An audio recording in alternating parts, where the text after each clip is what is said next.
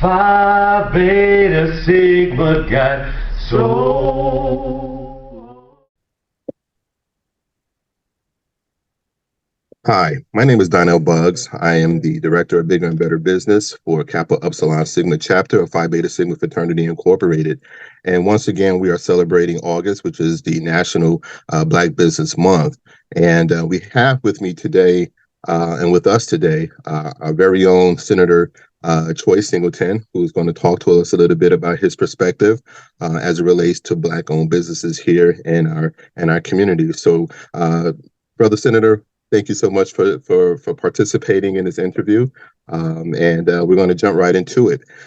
So, Senator, can you tell us a little bit about yourself? Where are you from? Where did you grow up? Sure. First of all, it's always an honor to be with my brothers of Phi Beta Sigma to have any conversation, but one that's important about elevating Black businesses here in the state of New Jersey. As someone who was born in the city of Philadelphia and raised there for the first 13 so years of my life, being around minority communities and minority entrepreneurs was something I saw every day.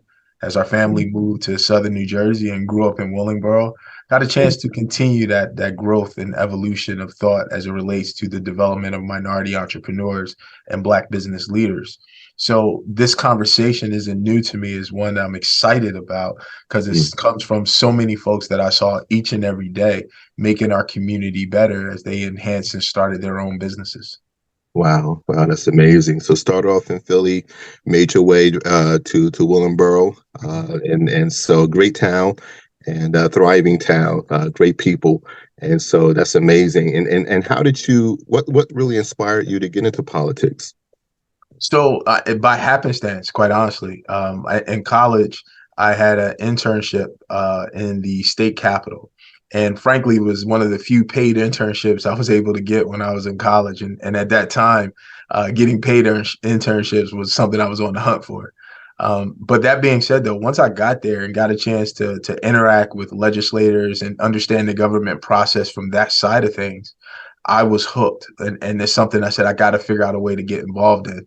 Now, I went to Rowan University and graduated Rowan University, and my degree was in business administration and finance. And I had visions of working on Wall Street.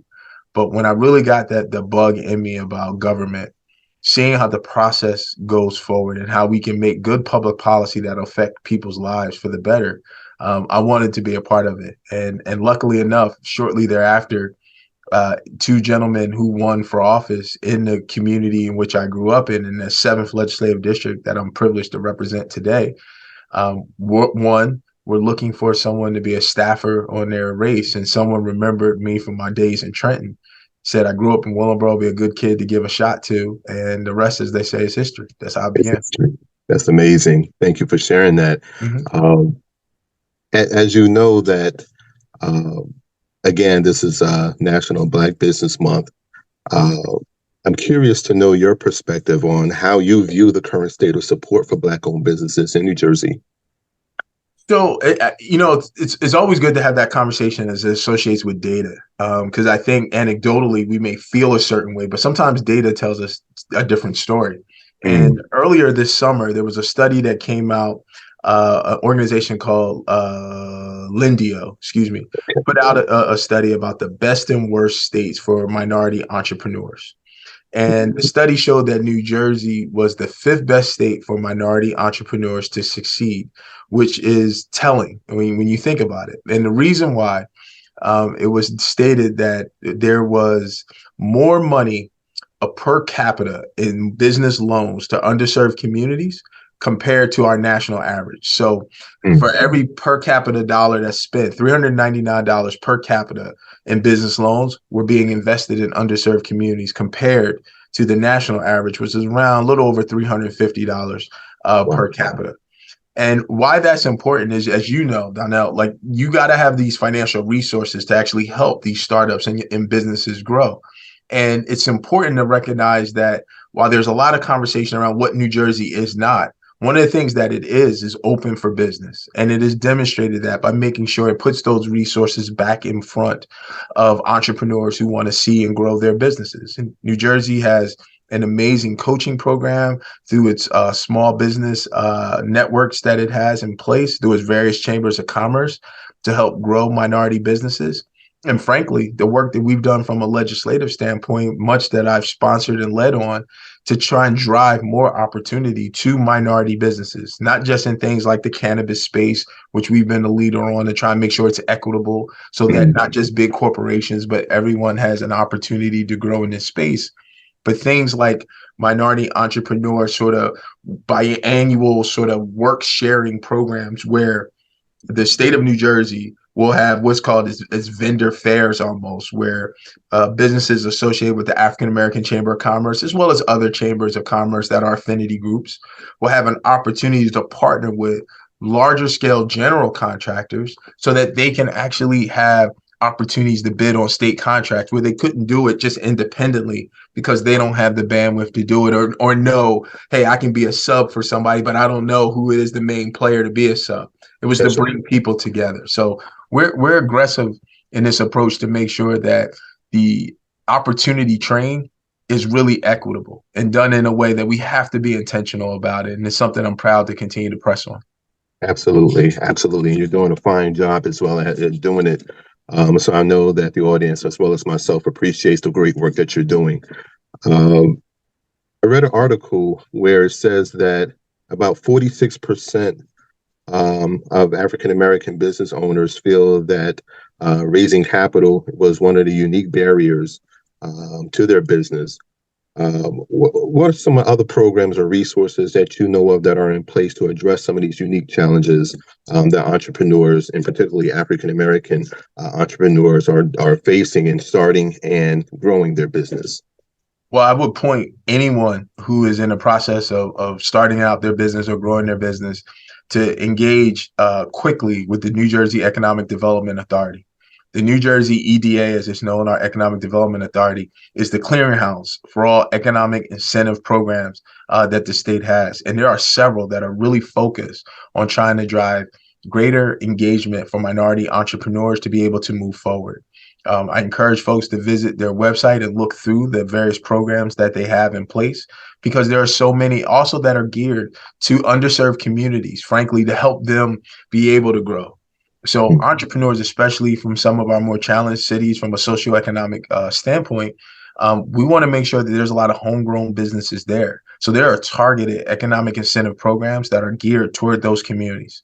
We also talk about our urban enterprise zones here in the state of New Jersey. We have several across the country. Many are in minority communities. The idea not just to have sales tax breaks in those communities, but also to use some of those resources to help those businesses in those communities sort of change the face of those communities, from like providing grants and low interest loans to help them create better storefronts so the stores look more lively and more engaging and appealing to customers and shoppers. Make sure shopping districts look more inviting to shoppers from all across the general area to come into those communities and do it. So the state has done a really good job of targeting many of these economic incentive programs to some of our key areas. But that's not to say that there isn't enticements for folks to go beyond just certain communities. We don't want to ever see concentration of businesses in community A or community B, because we think the mosaic of our state is made better when it's diversity across the board, both in education, experience, and entrepreneurship. And we can do that through our New Jersey Economic Development Authority. That's awesome. That is awesome. And talking about some of these barriers, we know the reality also, senators, that there are some systemic barriers such as zoning and regulatory hurdles that many minority businesses face. Are there plans to address any systemic barriers that can hinder the success of Black-owned businesses? So I think that's an ongoing discussion that never ends, right? So there's been, I think the dirty secret that we don't talk enough about is how the remnants of a Jim Crow era system, the remnants of slavery still persist and engage today in so many facets. And in the economic development facet, it still remains. So as we continue to figure out how we can take down some of these barriers that I know that you talked about, it is going to take our collective efforts to really be engaged in that conversation, and both from a legislative and legal standpoint. So when individuals are saying, hey, this zoning rule here in place isn't right, Most zoning is done on the local level. That's not something that I have control over on the state level. But that being said, though, there's active legal folks who want to look at this and say, you know what? Yes, these areas are being zoned in such a way that, Troy Singleton won't have an opportunity to grow his business there because they've shortened this network or changed this network around where the areas of the commercial development can be. So we have to be vigilant, but we have to work in concert together, both from a legislative policy standpoint and from a legal standpoint, to address some of those barriers and moving forward out of our way. Yeah, yeah, absolutely. Absolutely. And last but not least, Senator, what advice would you offer aspiring Black entrepreneurs looking to start or expand their businesses in New Jersey? Well, first of all, I want to applaud them for taking the courage it takes to start a business. I think the backbone of our country, the foundation of our economic system, are individuals who says, I have a dream and I want to make that dream a reality by being the owner of a business. I'm blessed to know and work with so many minority entrepreneurs. And there's two things that I've come to realize by talking to them.